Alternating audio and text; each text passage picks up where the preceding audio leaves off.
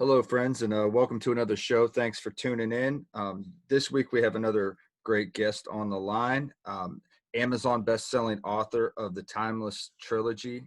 These books include true-to-life stories or paranormal happenings, such as ghosts, hauntings, aliens, and UFO sightings. He is a history professor, paranormal research expert, artist, and the multi-talented Dr. Bruce Olav Solheim to the show. How you doing, Bruce? Uh, Great. Thank you, Dylan, for having me on. Great to be here. Yeah, you've got a pretty fascinating list of things that you've accomplished and you can do, and I kind of want to dive into some of that. But I guess just to get started off, kind of, what's your background and kind of, what's kind of led you to where you are now today? Yeah, well, I was born in Seattle to immigrant parents. My parents are from Norway, northern Norway. They came over after World War II. They lived under Nazi occupation. My dad was in a labor camp. They lost my eldest brother, their first son, during the war because the Germans took all the medicine. So I grew up with all those stories of Nazis and World War II, and so I feel very close to that. And then growing up, my brother went to Vietnam, and when I was about 11, so he did 2 tours there. He's a disabled veteran. So I feel very close to, now I'm a veteran myself. I did 6 years in the Army. I worked in a jail, and then I went to flight school and became a helicopter pilot, and worked at Boeing for 5 years. Kept getting my degrees until finally I was able to get into a PhD program at Bowling Green State University in Bowling Green, Ohio, and graduated there in '93. And I've been teaching history at college ever since. I've been here in Southern California since 1998. So going on 23 years, I guess, or whatever. Very good. And I find it, very interesting. You got you have a history background, and Mhm. possibly your childhood kind of led you to that kind of interest. You think, like maybe with Yeah. the stories of the war, and then your brother going over to Vietnam and stuff like that. Yeah, I wanted answers. A lot of kids are natural scientists and natural social scientists. They ask a lot of questions. And my parents like to give answers, and they encourage that. My dad was a storyteller. He was a carpenter and a fisherman. I always think of the deadliest catch when I think of my dad. He's a fisherman up in Alaska. He's a tough guy, but he was a great storyteller, great sense of humor. My mom was an artist. She's a painter. So I think I kind of got the two different things. I love art. I publish comic books, and write plays, and so I think I got the combination of that. And yeah, I think all those experiences have led me to, if I was just to have gone right from high school to college to the workplace, I don't think I would have been able to do the things I've done. It's because I've done all these different things. It's led me to explore, the paranormal. It's led me to explore, this idea of alien life, or, UFOs, so-called UFOs or whatever. And so I just have that natural curiosity. And my mom, being an artist, she was very psychic. So she wasn't a professional psychic, she didn't have a sign up in the window or anything. But we used to read cards, like playing cards, and we could Right. get a really good hit rate. And my dad, being the fisherman, carpenter, practical guy, would let us do it for a while. And then as soon as he got spooked, he'd say, "Okay, that's it, put that away." He didn't like it. I've had enough of this. Yeah, he's a brave guy, but that he didn't like that. So he drew it, and then my mom would just wink at me, and I'd say, "Okay." So that's how I kind of grew up with that kind of dichotomy. Very That's artistic person and a very practical person. That's So great. And I did notice that about you. Like you don't just focus on one genre, like maybe just say paranormal stories. I noticed that you have some books that you've written about Vietnam. You've got some things I seen that, like you said, the comic book thing. mhm. Uh, that's very cool. So can you tell us a little bit about the Vietnam books and like the era, Yeah, what that's about? yeah. My brother served in Vietnam. He did 2 tours there. He was in the Air Force. He was a mobile radio operator, and so he was all over the country. He worked out in the field with what he would say the grunts, the infantry. He worked with the South Vietnamese military, with the South Koreans, and with the American troops. And he saw a lot of bad things, and he's very much impacted by the war. I can just say when my brother came home, I didn't even recognize him. He was a totally different person. And he suffered quite a bit. He has PTSD. He got a big dose of Agent Orange when he's out in the field, so he's got leukemia related to that. And almost every Vietnam vet I know is sick, and they don't live as long as the World War II vets live because they got more toxic stuff sprayed on them. And anyway, so I just had this real interest in America's wars, from World War II, the stories from my parents and from my brother's stories from Vietnam. So when I just gravitated towards political science and history and trying to find out what's going on, why do we do this? And what happened in Vietnam? How'd we win World War II and then we didn't prevail in Vietnam? How can that be? It's third world country. So those are the big questions. So I had to find answers to that. And while I was doing that, I noticed all these veteran students would gravitate towards these classes because they wanted answers, even though they weren't in the Vietnam War. I had a few Vietnam vets when I first started teaching, and they were great, to have them in class. After they vetted me, they wanted to make sure, is this guy going to rag on us, or is he? No, and I was neutral. I was very, even-handed. So they were cool, and I was a veteran myself. So, which gave me more insight because all the people that taught me, all my sergeants and commanding officers were all Vietnam vets. So I really got, kind of, indoctrinated with that. And then veterans from the global war on terror started coming back after 9/11. And I started a veterans program at our school because I thought they needed a special place on campus. They needed like a one-stop shop where they could get their GI Bill, they could get counseling, they could get a place to hang out and commiserate with each other and kind of decompress. So I was able to do all that stuff. And I think I was inspired not only by my service, but by my brother's service. And I saw how he was treated when he came back, and it was terrible. And I didn't want that to happen to the young students I was seeing come back, the young veterans who were going to school. And so that kind of inspired me to do that. But the paranormal creeps into everything. My brother's in Vietnam. He had some strange things happen.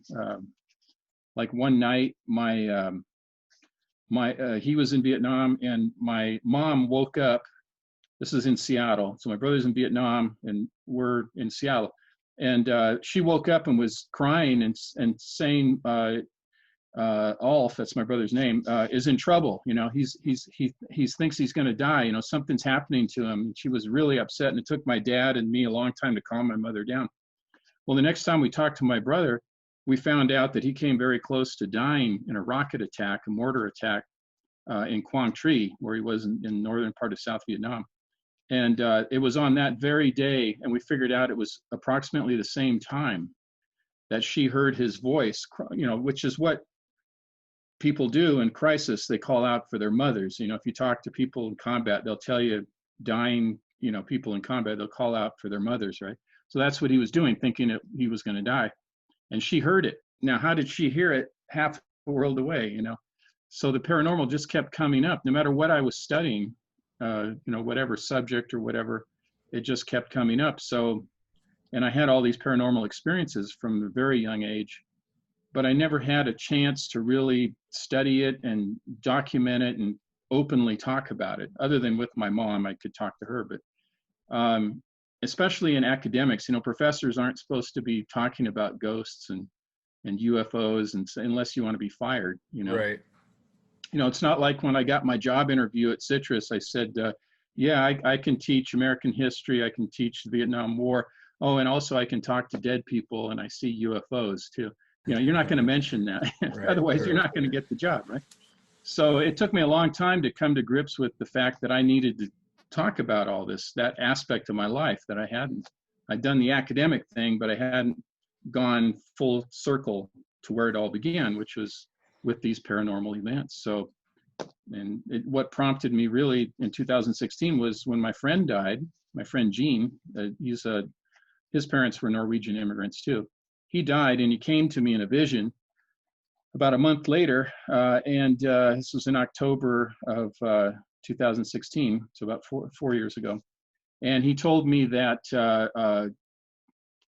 that it was time for me to tell my stories and that he was okay, not to worry about him. And I asked him what most people would ask if they have a sudden vision of a person that just passed away. I said, "What's it like to be dead?"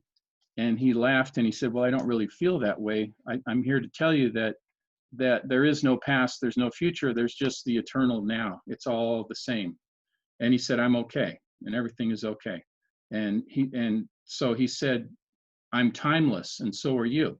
So when he said that, I thought, and he told me I should write my stories. I thought, okay, that's the title for the book, Timeless. So Yeah, Timeless, the that's whole good. trilogy, which ended up being 89 different paranormal stories that have happened to me, things that have happened to me, were inspired by my friend Gene when he came to me after he had passed away. So it's kind of a cool, if I think back to it, I think I wasn't waiting for him to, like, oh, I just can't wait to write my paranormal. I was keeping it hidden, very rarely mention it to anybody Right. unless they ask specifically, have you seen a ghost? And I said, well, yeah, Yeah. I've seen some I've ghosts. seen Yeah. some I ghosts. wouldn't tell him the whole thing, but but now he said, just let it go. Just tell it all That's and it'll cool. be okay. And I was afraid at first. So I wrote it in 3 parts, thinking I'll test the waters. I won't do the really bizarre ones until later. So I started with the more, the ghost kind of stuff, and which is generally more acceptable. And by the time I got to the 3rd one, I was talking about aliens. So because a lot of people say, maybe I'll think about ghosts, but you talk about aliens, no, I think I'm not in for that. So I had to kind of take it in steps. It's But interesting that you say that the paranormal keeps showing up. I think that yeah, can be, if people actually pay attention and have an hmm open mind, it tends to be like intertwined with everything in our yes, reality in a lot of it ways. does. And I've had, I teach a paranormal class at Citrus too, which in and of itself is pretty amazing.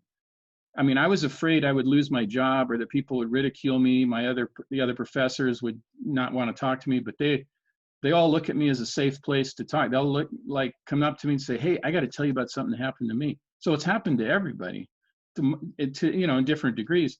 And then the real skeptics, I even had a skeptic professor at the college take my class to see what kind of BS I was teaching. And by the end of the class, I'm not going to say he was a believer, but he was talking about spirit animals and how his cat is in his house, even though the cat passed away. I'm thinking, okay. And the one thing I like skeptics. I actually like to talk to them because I think that they just need to acknowledge something that's happened to them, and then they'll, take a little bit further until they can explore it themselves. Yeah, stop the denial. Yeah, and I tell them, here's something. Have you ever felt like somebody was staring at you and you turned around and sure enough somebody was staring at you? And they go, yeah, everybody's had that. I said, well, what do you think that is? You don't have eyes in the back of your head. So how does that happen? That's paranormal. So see, you've had a paranormal experience. And from there, then they kind of build, oh yeah, that's right. Oh yeah, and I've had this funny feeling, and then they just start going. And before they know it, they have an inventory, a list of things that have happened to them. And they move beyond the fear and beyond the kind of rigid interpretation to the possibility that maybe there's something more than what we've been taught. And I think that's really cool that the title of your book, Timeless, Yeah. and how that your friend told you that, that we're timeless, that you're eternal. And that same thing, though, that same kind of thought process continues to like come up no matter who I talk to, no Mhm. matter if it's a psychic medium, if it's a just a professor who studies the Mhm. subject, or if it's somebody that's had an NDE or anything like that. It always tends to come up something on them lines, like that, Mhm. that it's an eternal thing, that we continue to live. And what are your thoughts on reincarnation then? Yeah, I think it's interesting. I have this idea that all of us have had several forks in the road of time. You know, and I can think of a point when you probably died and you moved on to some other experience, but what happens is when you move on to that other life, you get a whole backstory with that. So then you don't think, oh, well, no, I never died because I have this whole backstory all the way back. but that's been provided for you already. So, but I remember as a kid, I used to think that, and as a little kid thinking, I bet that I've lived a different life. I mean, who thinks this as a little kid, you know? And I used to hang out at graveyards. I felt very comfortable in graveyards. So there was something, kind of unusual from the very beginning. And I very much think that.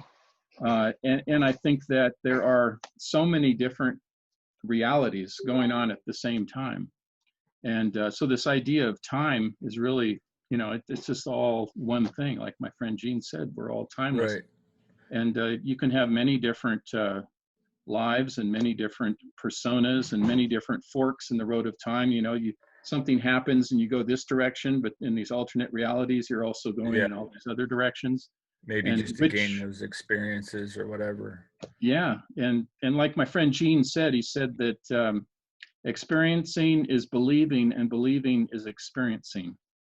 So once you have an experience, you can't deny it anymore. And then you start to believe it. And then once you believe it, you're opening yourself up to more experience. And then it just keeps growing. And I had this one remote viewer. He actually teaches remote viewing. He said, we're all as psychic as we need to be, which I think is an interesting quote. We're all as psychic as we need to be. Because some people, I mean, when you have a lot of intuition and you can hear other people's, it's not that you can read their minds, but you can read their intentions. Either way, it's creepy, right? When I walk into a room, like a party or something, I have to turn off whatever I have. I consider it like a radar dish that I have had since I was a little kid. I gotta stow that away. Otherwise, I'm just going to be bothered by people's thoughts and emotions and intentions, and it's all like an empath. Yeah. And I don't like it. It's very uncomfortable. I feel like I got to run out of the room. So I just find myself gravitating to one person and just trying to drown out the noise with that one person. And or if I even go to a party. Of course, now I don't go to anything, but Right. When we could travel around and see people, that's what I found. And I think it's really important. I think everybody is naturally psychic, especially children. I mean, all children have probably had invisible playmates, so that I don't think are invisible. I think they are real in a sense of, they're imaginal, which means they're somewhere between this reality and another. And I had two of them that You mean like a thought form, or is this just like a different spirit that maybe we can't see in this dimension with our own eyes, but kids are able to pick up it on? could be either. It could be either. I had two, John and Johnny. Johnny was a little kid like me. I know the names aren't very imaginative, but anyway, John and Johnny. So Johnny was a little kid like me, and when I went, my brother was older, so he was out of the house and or doing other things. He didn't want to play with me, so I'd go in the backyard and play with my trucks and the sand pile. And there was Johnny. He was there, a little kid just like me, playing. And then there was this older, like an adult named John, and he was there, but he didn't play, and he wasn't even very nice. But he would just kind of stand there like this, watching us, like guarding us. So he's like a guardian. And I remember talking to other kids about it, and they were cool with it. But then when we started to go to school and the teachers, I started saying stuff to teachers, they said, that's not real. You can't say that. That's not real. So then I thought, oh, okay, I guess it's not real. But I always kept part of it inside of me, like, I know it's real. I'm going to tell them I think it's not real, but I know that it is. So I think that helped me retain that connection. That and my mother, who was psychic, that helped too. So, well, a lot. And but I think all people are naturally psychic, especially children. And society, polite society, kind of convinces us that it's not real. And I think that's to our detriment, because it's a great skill set to have, to use, and almost everybody has it, but they don't really cultivate it because they don't believe it. It So is to our detriment. You're right. And I believe that ancient civilizations actually had a better grip on things when it came yes, to spirituality and understanding psychic ability. And somewhere that was lost, and it's not accepted anymore, like you right. said, you mentioned. Yeah, I think you're right.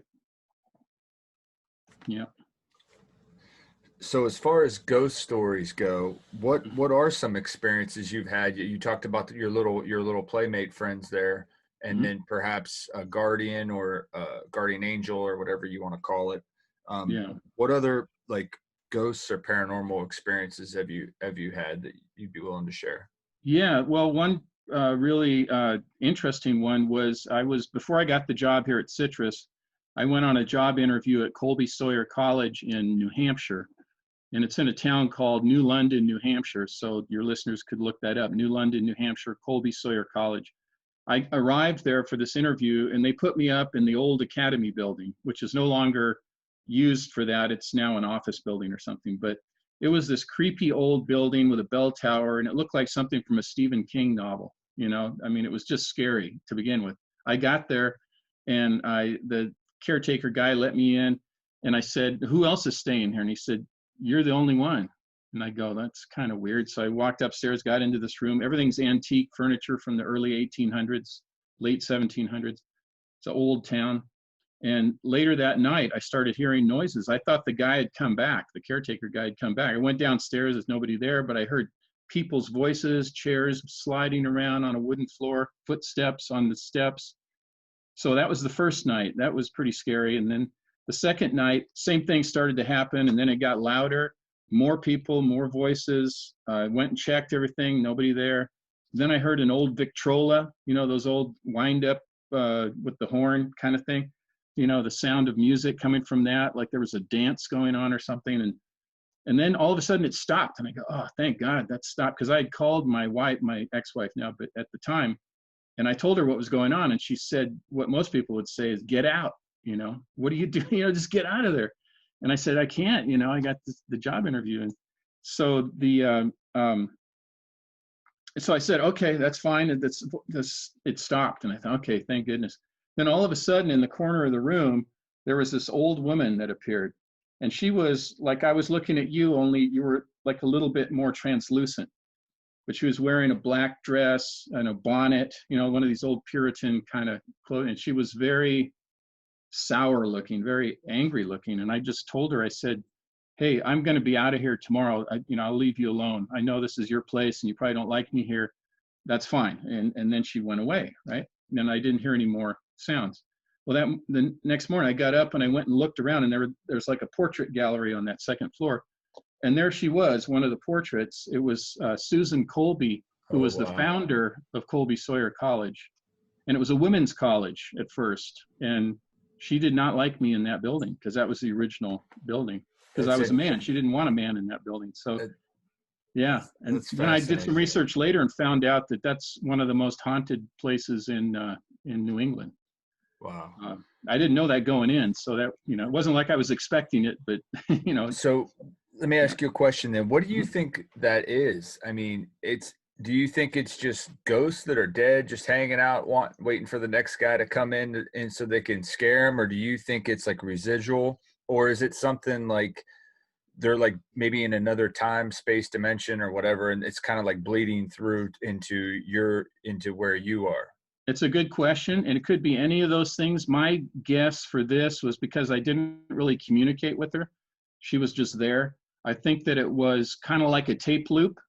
It was residual energy that she was in that building, and she came up at certain times, and the voices and the noises were all there. And it's kind of like, and I'm a person that can hear it. So I don't think they did it on purpose to scare me or anything. I think it's just that energy is there, and I was able to perceive it. It's kind of like people who you dial into the right frequency, you're going to hear something. If you don't dial in, you're not going to hear it, right? So it doesn't bother you. But so I did dial in, and I forgot to say, the next day after that happened, I was getting some coffee and outside, and there was a street cleaner guy, and he said, "You're from out of town, aren't you?" And I said, "Yeah." And he said, "Where are you staying?" I said, "I'm staying in the old Academy building." And he said, I can't do his New England accent, but did they tell you it's haunted? And I said, "Well, I know now for a fact that it's haunted because of what happened." He said, "Oh yeah." He said, "Last week there was a lady staying there. She was there for an interview. She didn't make it through the night. She got up and ran outside and was screaming until the sheriff came, and they had to put her up in a different hotel." So so I it was all verified. after that. And then, if people look up Colby Sawyer College, they'll find out that's a well-known haunted location. That's so cool. So yeah, that was pretty cool. I don't think they can hurt you. I guess you can get hurt if you get too scared and you like run down the steps and fall over or something, or you get a heart attack, you have a weak heart or something. But I've had so many experiences in my life. It's just like one more thing, I've had this happen before, so it's not totally surprising that you obviously have you're a little on a different frequency, maybe psychically than the average person. Because I mean, I think we all have experiences, and like you said, we all have psychic abilities to a degree. But you seem to have a lot going on. I've kind of like a lightning. Somebody described it as a lightning rod for the paranormal. So no matter what the paranormal thing is, and I think it's because of my experiences, my perception. One guy described it as like an aperture. My aperture is really wide open, so I pick up everything. So really what I had to do about 4 years ago after my friend Gene came to me is I had to learn how to modulate that, how to control it a little bit more. I'm not going to say totally control it, but manage it. So that's why I envision a radar dish that goes up, and then when I'm done, I put it away. So I don't, I can't be trying to sleep at night and all these ghostly, things are coming in trying to contact me. I got to say, okay, I'm closed for business. Hey, I'll talk to you tomorrow. I can't do it right now. So my advice to people who are getting into this stuff or exploring their own, things that they have going on, is to learn how to turn it off. It's just as important as learning how to turn it on. And so that's why that guy told me you're only as psychic as you need to be, because you got to be able to handle it. You got to be able to manage it. And if you can't manage it, I mean, some of these poor people that have gone insane, I kind of wonder if some of them are really psychic and they just couldn't handle it, And they get into that realm and they can't get back to our realm, to try to. I think it helps that my wife is very practical, and she's not a believer. She's had things happen, so she's kind of agnostic a little bit.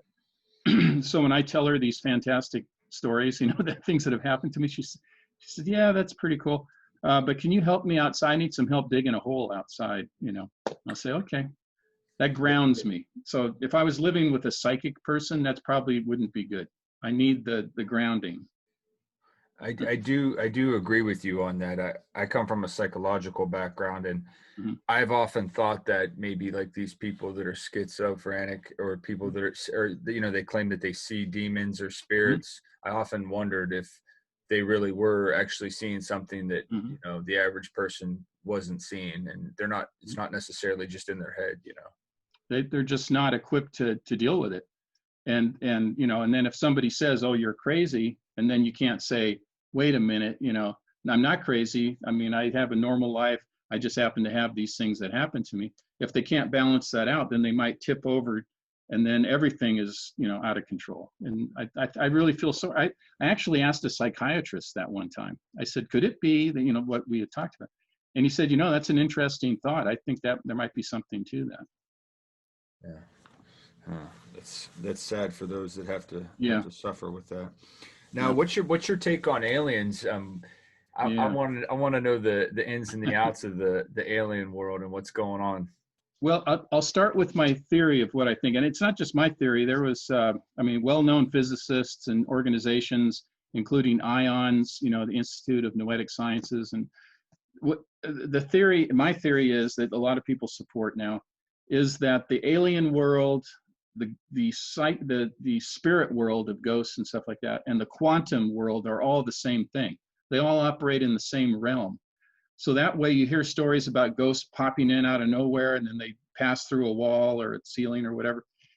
The stories of people who have had alien encounters, same thing. The aliens pop in, they take you through a wall, they go through a ceiling, out through a window. It's like they vibrate into our reality, and then they can vibrate out. It's like they can, transform themselves. So I think ghosts or spirits and aliens it's the same, or, extraterrestrials, or what's more commonly, I guess the most accepted now is non-human intelligences is what they call them now. Would you say cryptids are in that same kind of category, Bigfoot, stuff like that? Yeah, I've had a Bigfoot experience actually, and which is probably not surprising. No, but there's a funny joke by this comedian, Mitch Hedberg. I don't know if you ever heard of that guy.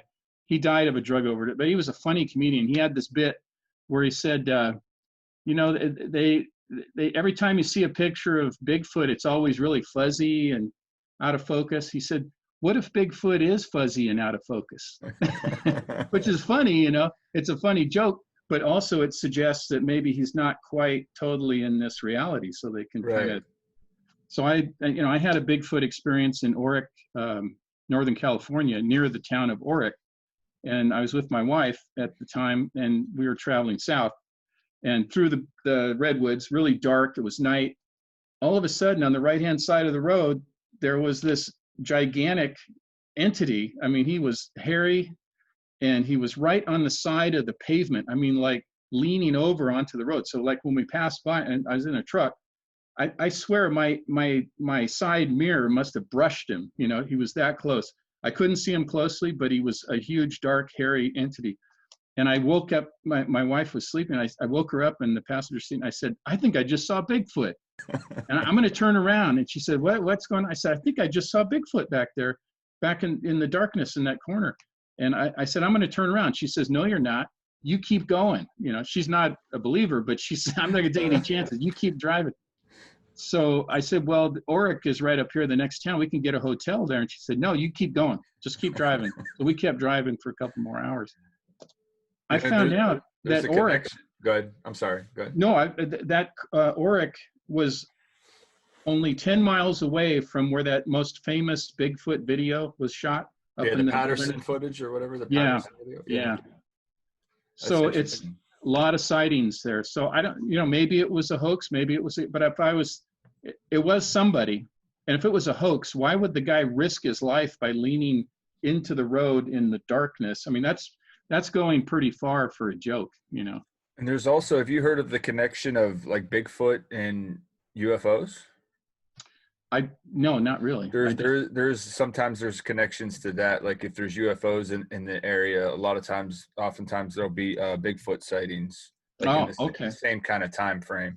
I have heard of that at the Pine Ridge Indian Reservation. They usually have tandem sightings, now that I think about it. I've never been to Pine Ridge, but I have a lot of friends who've gone there. And it's quite common to have Bigfoot sightings and UFO sightings together, now that you mention it. Yeah. And then the other one that I found weird was I've also heard that owls and UFOs. Yeah, the connection between owls. Yeah, so whenever I hear owls at night, I think, oh my gosh, I wonder if that's really an owl or if it's an alien entity. And yeah, so I've had experiences that go back to 1964.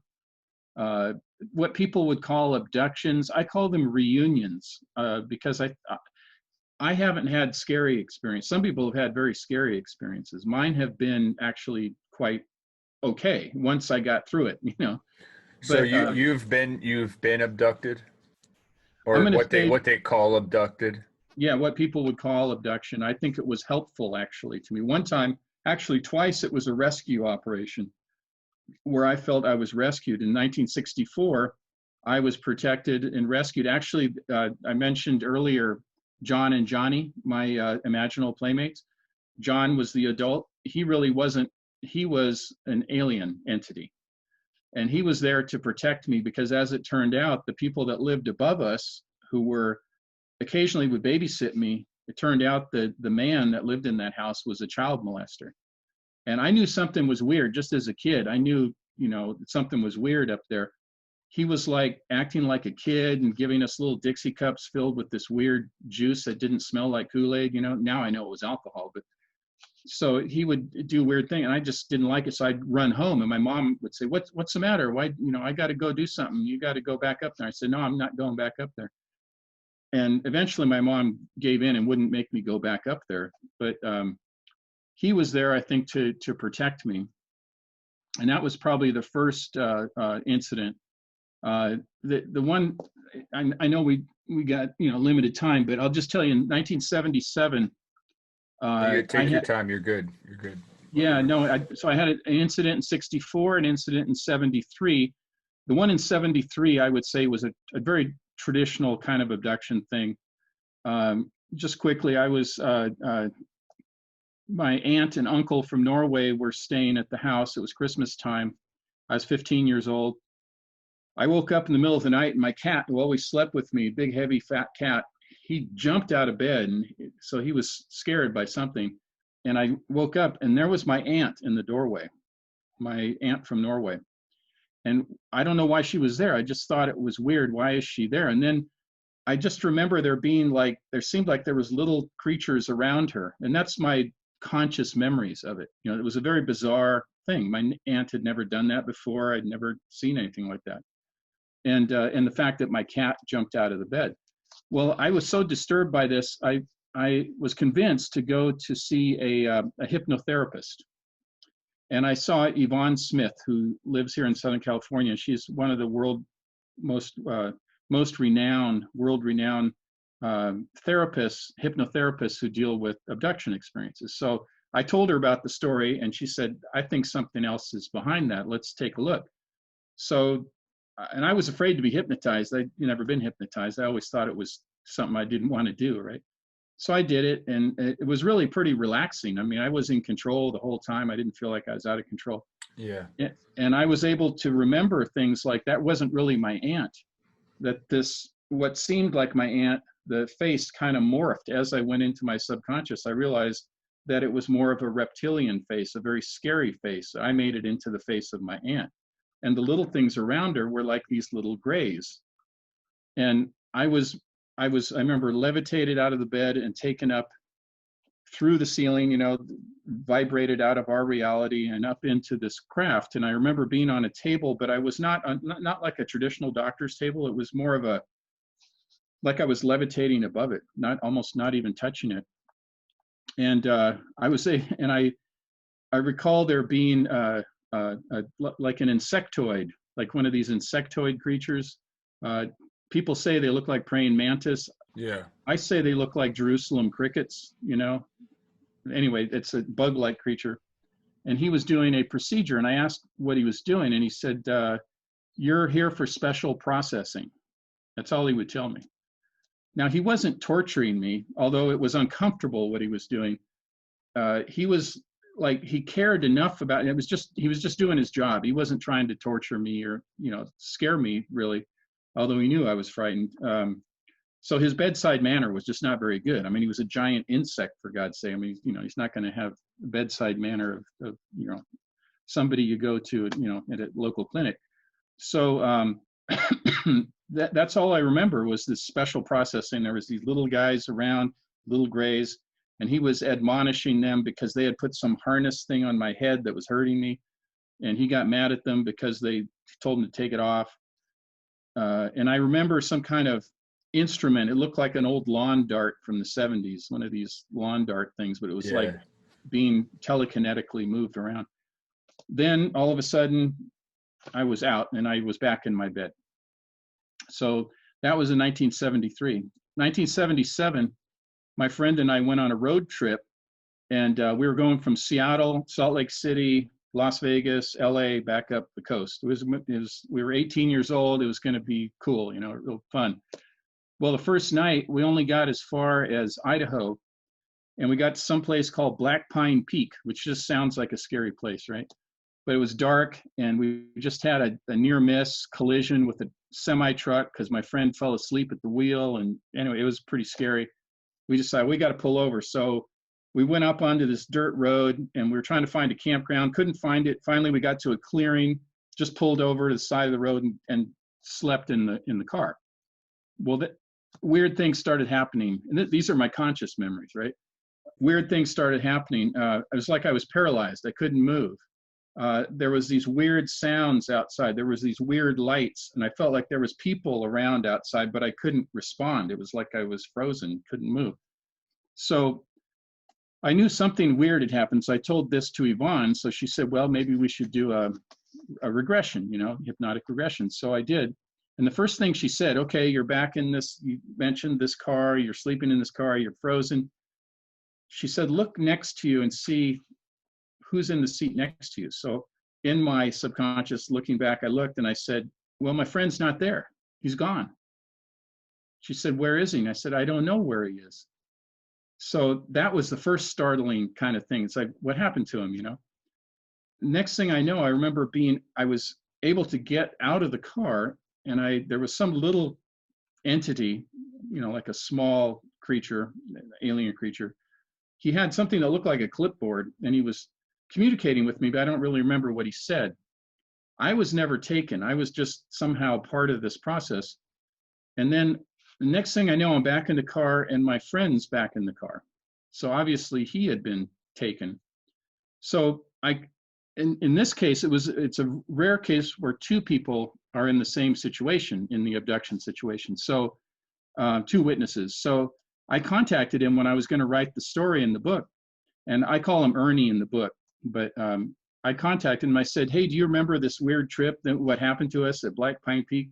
He said, "Oh yeah, I remember the lights, and there was like people outside, but we couldn't see anybody." And then he said, "I felt like I was drugged or something." You know, and I said, "I know it was. You know, I think." So he was telling me all about it, right? And then I called him again, and I said, "You know what? I got to tell you, Ernie, I'm going to write this story, and I think it was an alien abduction." And all of a sudden, his mood changed. He was like, he got angry at me, and he said, "You can't use my name. You cannot use my name, and I don't want to cooperate with this at all. And I'm done with this." And he got really mad. He said, "You're just using me to sell books or whatever." And I said, "No, I'm just Ernie, I'm trying to figure out what happened, Right. honestly." And he got really angry, and then he hung up. I emailed him again to try to I said, "Hey, I'm sorry, Ernie, I didn't mean, you know, if you don't want, I won't use your name." And he emailed me back, and he said, "You know what? I do remember something.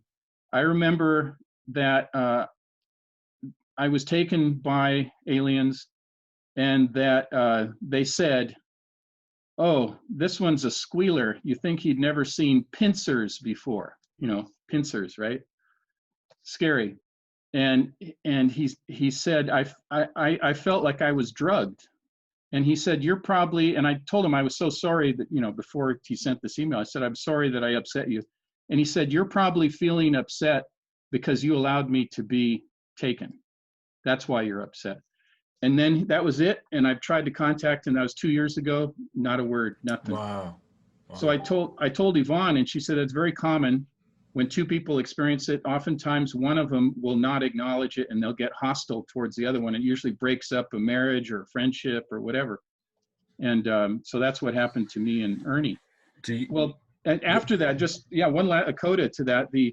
I said I remember some poems I wrote after that trip in 1977. So I dug through all my papers, and I found this poem I had written when we got home. And the name of the poem was, and I put it into the book, the name of the poem, still written on the original paper I wrote it on, was "I Sold Out to the Aliens."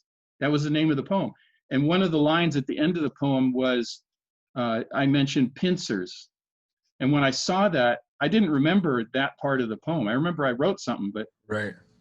when I saw that pincers, and he had just told me that in an You made email, that connection. my blood ran cold. It was like, oh my gosh, there's some like physical evidence, archival evidence of me mentioning this experience, and to back up my conscious memories and my retrieved memories and Ernie's, you know, recalling of it.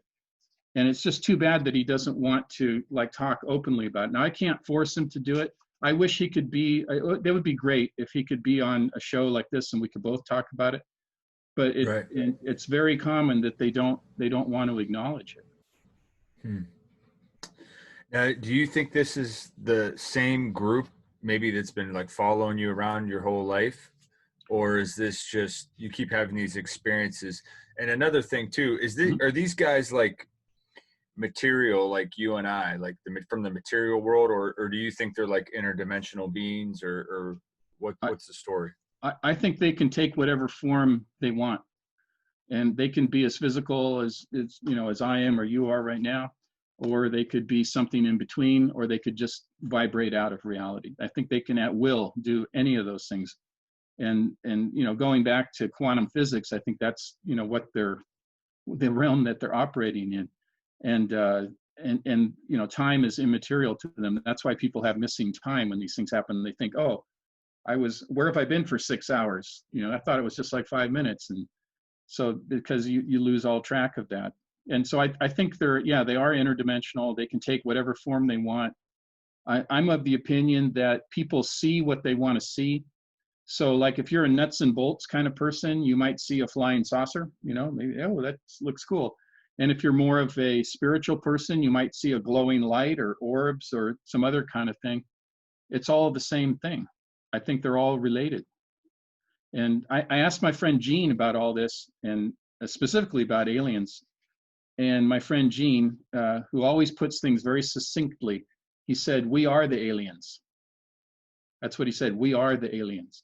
And I said, well, what does that mean? That means like you and the other people in the spirit world are aliens, or like you are, but we're not. And he said, no, you are, we all are.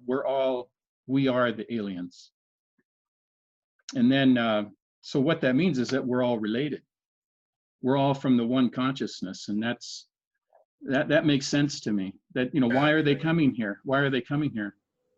They want to help us in some way. And maybe sometimes they're a little clumsy. It's kind of like us with animals. We take an animal to a vet. The animal doesn't know that we want to help it. It thinks that we're maybe torturing the poor thing, So I think we're kind of like maybe a little bit like lab rats, Right.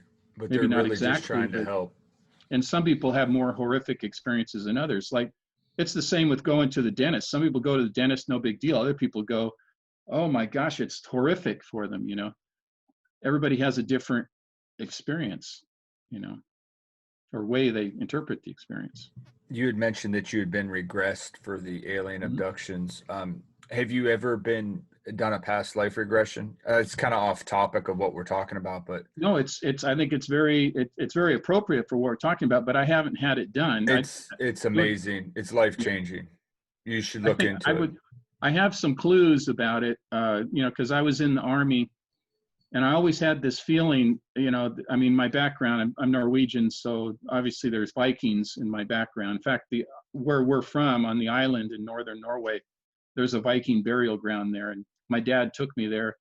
And it was one of the times when, I don't know if you've ever been to a place where you feel so connected to that soil, that dirt, that piece of dirt, whatever. And they were actually buried there in this mound, under the mountains, and 1,000 years ago. And I'm related to these people. So I'm sure it has something to do with that, this connection that I feel, that sometimes, like when I was in the Army, I thought I was like in the ancient times more than the modern Army. That this seemed very familiar to me. But I would love to do it. I think I'd be ready to. You've done it, so right? I've done it a few times, and Yeah, I've that's talked to cool. plenty of past life regressionists. I have a lot of them on my show. Oh, cool. Yeah. Yeah, I know I know Yvonne does it, but Kim Trotman does it here. She's a partner with Yvonne. They work together, and she is also a spoon bender. She does she can do the demonstration. You should have her on the show, Kim That's pretty Trotman. cool. That's cool. Yeah, and remind me later, and I'll send you her info. But Yeah, she can do absolutely. the live spoon bending thing, and she does the past life regressions and the alien stuff, regular uh, regressions as well. So when you come from out of these alien abductions and stuff, I mean, how do you physically and mentally feel, or even emotionally? Like, I mean, once it sets in, like, how do you grasp what's going on? Well, I can tell you in '64 when I had that first experience, I didn't tell the whole thing about it. I was also shown through kind of holographic images a ship. I didn't go inside of it, but holographically I was shown like inside of it. It was golden, and it was there weren't any control surfaces. It was very organic, And for about a year after that experience, I had a terrible speech impediment. So it must have impacted me in a way where I couldn't even talk. I was stuttering so bad. It just came on suddenly. And then a year later, it was gone. Now, well, when I say gone, it's always there. But if I get nervous enough, I might have a little bit of a stutter. But because I talk for a living, I can, it's like that neural pathway that would cause me to stumble. I found so many other routes that I don't, it doesn't even matter really. I can switch so quickly into a different, otherwise I couldn't teach. I couldn't be in front of people talking, or I couldn't be here talking to you. it would take 3 hours to talk to us, to talk to me and tell these stories. So, and I feel bad for people that have speech impediments and stuttering, and like the movie The King's Speech. It's a very personal movie for me. So yeah, it does have it can have a physical after effect. It can also have a positive effect in that you can become naturally more psychic, more insightful, have a broader view of who we are and where we fit into the universe and on the planet, and be more loving and things like, and I think it can have a very positive impact as well. Very cool. Your thoughts on thought forms and people being able to manifest reality? Oh, I totally believe that. I often say that we manifest our own reality, and people are their own worst enemies. They I used to coach baseball, football, basketball, and I'd say you have to think positively. When you go up to bat, don't go up there thinking I'm just going to strike out, because then you'll probably strike out because you're defeating yourself. So you have to think a positive outcome. You manifest that. I wouldn't use the word manifest for kids, but I would say you have to think about a positive outcome, that you're going to get a hit, or at least you're going to make contact and you're going to run like crazy and try to get on base. So I very much believe that. And when people tell me no, I find a way around it. I was told I probably wasn't smart enough to go to college, and that was like my friends' parents that said that. They said, well, you don't really, because nobody in my family had ever gone to college. My parents had 6th grade educations, and I was the first one to go to college. Yeah, I had a guidance counselor one time tell me that. Yeah, and I thought, I don't care what you say, I'm going to do it. Now, it was hard for me because I didn't have I didn't have all the confidence, and I wasn't around a bunch of academic stuff my whole life, so I had to learn a lot of stuff. But what my parents taught me was just as valuable, if not more, which was hard work, perseverance, moral courage, physical courage, all that kind of stuff that have served me more than any kind of book learning could have to get me a head start. And so I thank God for my parents. My mom was a lot smarter than people gave her credit for. She introduced me to the true story of Native Americans. Like, she would take me to Native American protests in the late 60s. And this was a woman in her 40s. My mom was 40 when I was born. She took me to these protests. And so she said, I want you to see and talk to real Indians, not the ones in the John Wayne movies, not the ones on the Westerns and the cartoons. Talk to them and find out what they really want. And I still remember that. It wasn't like she was preaching to me. She just was exposing me to different things that she knew I would need to know. And then, so every time I'm teaching the history of the American West, I always tell them the story of my mom taking me to see those Native Americans who were protesting. And so she was wise beyond her only 6 years of formal education that she had. So, being a history, professor that you are, have you been able to link anything like from history to UFOs or even ghosts and paranormal? I mean, like, is there some connections? Yeah, I think, well, if you look at the history of spiritualism, which rose up in the like 1820s, I think it was the Fox sisters were the first, those sisters in New England or upstate New York somewhere, and they heard rapping in the walls, and then they started this whole movement. So spiritualism, speaking to the dead, really, I mean, it's an ancient thing, mediumship, but it really was revived in the 1820s and leading up to the Civil War, and it kind of went hand in hand with the rise of feminism too. The women's rights movement. It's, what do they say? Historians say it's not every woman's every suffragist was not a psychic, but every psychic was a suffragist. So there was a connection between the two, and then it kind of died out for a while after the Civil War, and then it had a revival with Edgar Casey around 1900, a little before 1900, and really it's been going strong ever since then. So England is also big on spiritualism. in the modern sense. So, I work it into my history classes, this idea of that, that Americans are very religious people, very spiritual people, more so than a lot of the other Western nations. And so we take this stuff very seriously, even though sometimes people are afraid to talk about it in polite society. They really have these feelings, and it works into everything. Like sports, you see a lot of superstitions. I played baseball for a long time and football, and people, like in baseball, you don't want to step on the foul lines. Like you see pitchers, they'll do certain things as they're going up to bat. It's little rituals. Yep. It's all superstition. They think it somehow improves what they're going to do. So we are a very spiritual people. And as far as UFOs, it was really started coming up in World War II with the Foo Fighters, with the name of the band, but it was also what happened with, and the first UFO sightings, documented, modern ones, over Mount Rainier, actually in my home state of Washington, and then of course Roswell and all the others that came after that.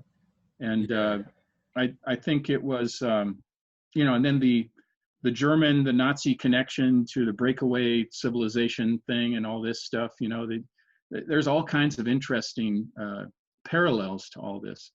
But it's really brought us to today when it's so exciting. This is an exciting time to be interested in this stuff and researching it, because it was just a couple of years ago that the Navy came out with the videos. The Tic Tacs. Yeah. Yeah. And just the other day, an Israeli former general, head of their space program, said that we have been that the Israeli government, the American government, has been in contact with alien entities for several years. And there's been an agreement made, Now, I noticed it was covered in the Jerusalem Post, which is a very serious newspaper. It's not like a National Enquirer or something. And it was picked up by other newspapers. And then it was even on NBC News, but they they made it like a joke. They said, oh yeah, this old senile, general said that, that the aliens have even talked to Trump, and that Trump agreed not to expose what's going on. And the commentator on NBC News said, oh yeah, like we can believe that, like the president wouldn't want to say, use that somehow. And so they made light of it, which is typical of what happens. Even the Tic Tac fighter, they made a big joke about it. But behind all that joke is a fear or a cover up, or both. And what's his name? Jim Mars. You remember that guy from Texas, Jim Mars? He died a couple of years ago. He used to say, there's a boggle factor with people, a boggle fact. People's minds get boggled and then they just can't grip it. They just can't get a handle on it. And the media doesn't help. They don't approach it in a logical way. No, they don't. This was reported. Let's look into it. Let's send a serious reporter. Let's do some serious report. I mean, some people do, like George Knapp does it out of Las Vegas. Well, a lot of them just put a spin on it just to, I don't know if there's an agenda behind it or what, but. It's hard to say, but to me, there's so much. I think 2021 is going to be a big year for more stuff coming out and seriously being covered. And I mean, this is what I'm hearing in my spirit walks that I take several times a week. This is the information I'm getting through the, like you said. I mean, our own Navy come out and said that they're experiencing them and have seen them. And they're looking at it from an interest. The Department of Defense is looking at it from not so much that they don't think they exist. I think they believe that this is real. It's a unidentified aerial phenomena, they call it, UAP. They know that it exists. What they're afraid of is that it will fall into enemy hands. So, and I know some people in the insider thing, and what they want to do is figure out how to strap a bomb to it. That's what we always want to figure out how to do, And what I'm being told, leave it to humans. Yeah, I know. And what I'm being told, the signal line that I'm getting, is that this technology cannot be used to harm anything. And that's where we're going wrong. We have to look at it as a way to lift humanity, all of humanity up, and in peace, and really love, which is the thing that the vibration that I'm getting all the time. That's what we're supposed to be learning. And well, if there was a year I think we needed it, it's this coming year. Yeah. it's the missing element. We got to work together. And yeah, I'm always told, keep love in my heart and operate from a position of love. And really it helps me in my everyday life. And it's kind of what I espouse to my students, and just take time out and just calm down. What's the old saying? Is it true? Is it kind? Is it necessary? What you're going to say. And if you stop and do those 3 checks every time, life is much easier. It's much better. And you don't harm people. You don't hurt people. You lead an honest life. It's when people go off on tangents and get crazy and get angry and say things they don't mean, and, causes a lot of problems.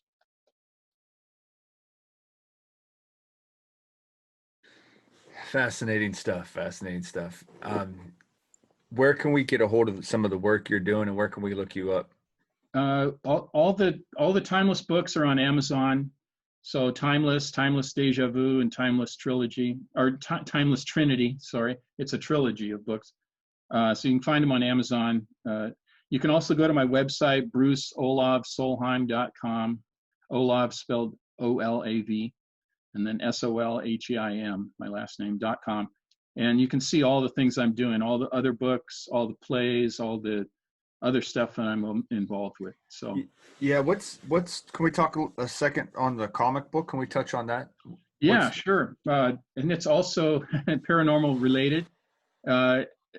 It's called Snark, S-N-A-R-C. The synopsis is that Snark is a half-breed alien. He's half reptilian, half human. He comes to the Earth, is sent to Earth to prepare us for colonization. That's his mission, right? He comes here and he realizes, I really like humans. They're pretty nice. So his human side kind of wins out, the reptilian side being the harsher side. And he has his cosmic staff with him, who's his mentor that has been placed into this mechanical device. Anyway, so it's kind of funny. He has these encounters, different, like he runs into homeless people. He runs into people crossing the border. He goes to Devil's Tower, goes to Area 50, whatever.